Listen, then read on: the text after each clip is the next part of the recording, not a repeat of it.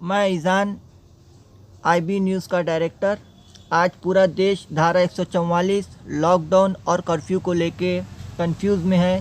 तो आइए हम इन तीनों में फ़र्क बताते हैं और आईबी न्यूज़ के माध्यम से, इस चैनल के माध्यम से हम जानेंगे कि इसकी लीगल मानी क्या होती है और इसके डिफरेंसेस क्या होते हैं। आइए सुनिए इनके नतीजे और देखिए और समझिए धारा 144 को।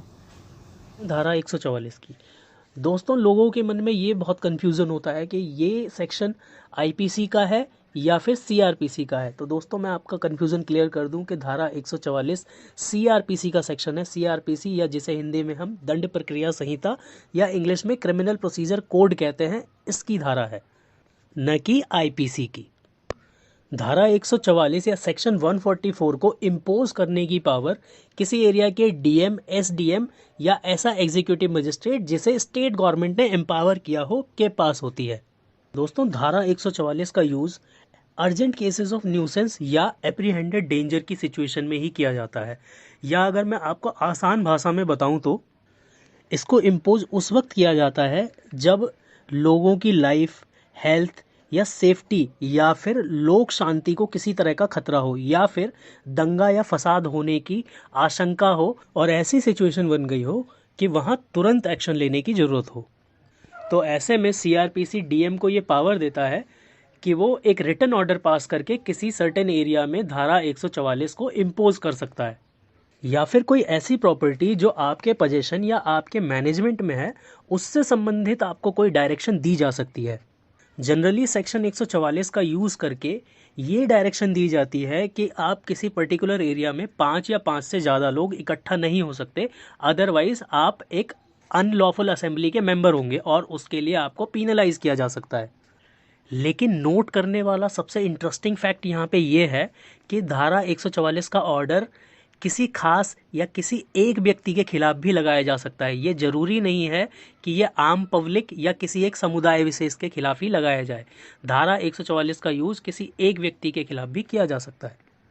दोस्तों, सेक्शन 144 को यूज़ करके पास किया गया ऐसा ऑर्डर नॉर्मली 2 महीने तक फोर्स में रहता है, लेकिन स्टेट गवर्नमेंट के पास ये पावर है कि वो उसका टर्म एक्सटेंड करके और 6 महीने तक के लिए उसे वैलिड कर सकती है। धारा 144 का मकसद न्यूसेंस और एप्रीहेंडेड डेंजर को प्रिवेंट करना है, ताकि लोगों की लाइफ, स्वास्थ्य, उनकी सुरक्षा या लोक शांति को भंग होने से बचाया जा सके। अब ऐसे में अगर कोई इस ऑर्डर का उल्लंघन करता है तो उसे इंडियन पीनल कोड यानी भारतीय दंड संहिता के सेक्शन 188 के तहत 6 महीने तक की जेल या फाइन या दोनों हो सकते हैं। और अगर आपके इस ऑर्डर के उल्लंघन करने के कारण कोई इन्फेक्शन या फिर जानलेवा बीमारी फैलने का खतरा है तो आपको आईपीसी के सेक्शन 269 के तहत 6 महीने की जेल या फाइन या दोनों, या सेक्शन 270 के तहत 2 साल तक की जेल और फाइन हो सकता है। और तो और, अगर आप किसी अनलॉफुल असेंबली का पार्ट बनते हैं तो आपको आईपीसी के ही सेक्शन 143 के तहत 6 महीने तक की जेल या फाइन या दोनों हो सकता है। प्लस दोस्तों, इस बात का भी ध्यान रखिएगा कि सेक्शन 143 और सेक्शन 270 के तहत पुलिस आपको बिना वारंट के भी गिरफ्तार कर सकती है। और अब सबसे मोस्ट इम्पॉर्टेंट और इंटरेस्टिंग बात, इसके तहत यानी सेक्शन 144 के तहत सरकार के पास ये पावर भी है कि वो आपका इंटरनेट कनेक्शन टेम्परेरीली बंद कर सकती है। चलिए अब जानते हैं लॉकडाउन क्या होता है। दोस्तों, लॉकडाउन एक ऐसी स्थिति होती है जिसमें सरकार ये ऑर्डर करती है कि केवल असेंशियल सर्विसेज जैसे दूध, फल या सब्जियों की दुकान या राशन की दुकान, एटीएम, बैंक या पेट्रोल पंप जैसी सर्विसेज ही लोगों को अवेलेबल होंगी। और सारे गवर्नमेंट और प्राइवेट ऑफिसेज को बंद कर दिया जाता है और पब्लिक ट्रांसपोर्टेशन को भी पूरी तरह से बंद कर दिया जाता है। दोस्तों, ये भी एक टेम्परेरी ऑर्डर होता है ताकि लोग एक दूसरे के फिजिकल कांटेक्ट में कम से कम आएँ और बीमारी या वायरस या जिस भी कारण से लॉकडाउन लगाया गया है उसे आगे फैलने से रोका जा सके। अब चलिए जानते हैं लॉकडाउन का प्रोविज़न लॉ में कहाँ किया गया है। दोस्तों, द एपिडेमिक डिजीजेज एक्ट 1897 के सेक्शन 2 और 2A सरकार को भयंकर महामारी फैलने की स्थिति में लॉकडाउन जैसे ऑर्डर्स पास करने की पावर देते हैं ताकि इस महामारी को और आगे फैलने से रोका जा सके।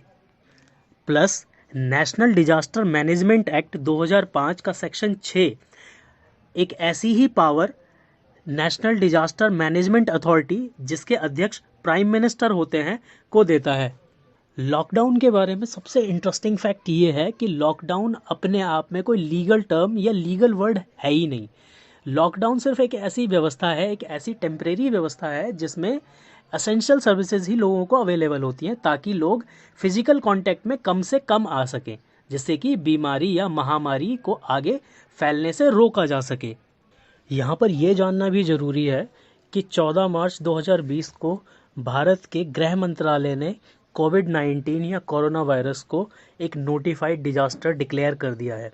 इसीलिए सरकार ने डिजास्टर मैनेजमेंट एक्ट 2005 को यूज़ करके ही देश में लॉकडाउन की घोषणा करी है। कोरोना वायरस या कोविड-19 को नोटिफाइड डिजास्टर इसलिए घोषित किया गया है ताकि डिजास्टर मैनेजमेंट एक्ट 2005 के तहत सरकार डिजास्टर मैनेजमेंट फंड्स को कोरोना वायरस के पेशेंट्स के इलाज में और कोरोना वायरस की रोकथाम में यूज़ कर सके। फ्रेंड्स, लॉकडाउन का उल्लंघन करने पर भी सेक्शन 188 इंडियन पीनल कोड के तहत या सेक्शन 269 इंडियन पीनल कोड या सेक्शन 270 इंडियन पीनल कोड के तहत 2 साल तक की सज़ा या फाइन या दोनों हो सकता है। चलिए अब बात करते हैं कर्फ्यू की। दोस्तों, कर्फ्यू के बारे में भी दो बहुत ही इंटरेस्टिंग बातें हैं। पहली बात तो ये कि लॉकडाउन की तरह कर्फ्यू भी कोई लीगल टर्मिनोलॉजी नहीं है, ये कोई लीगल शब्द नहीं है, बल्कि यह एक फ्रेंच टर्म है जिसका मतलब होता है कवर द फायर, यानी आग बंद कर दो या आग बुझा दो। और दूसरा इंटरेस्टिंग फैक्ट ये है कि सेक्शन 144 को ही कर्फ्यू भी कहा जाता है। मैं जानता हूँ आप लोग चौंक गए होंगे, क्योंकि जनरली हम ये जानते हैं कि सेक्शन 144 अगर किसी एरिया में लगी है तो वहाँ पे 5 या 5 से ज़्यादा लोग इकट्ठा नहीं हो सकते। बिल्कुल ठीक है, लेकिन वीडियो की शुरुआत में मैंने आपको बताया था कि क्रिमिनल प्रोसीजर कोड का सेक्शन 144 डीएम, एसडीएम या ईएम को इतनी पावर देता है कि वो किसी प्रोहिबिटरी ऑर्डर के तहत आपको ये डायरेक्शन दे सकता है कि आपको कोई काम नहीं करना है, या फिर किसी ऐसी प्रॉपर्टी जो कि आपके कब्जे या आपके मैनेजमेंट में है उससे रिलेटेड कोई ऑर्डर पास कर सकता है।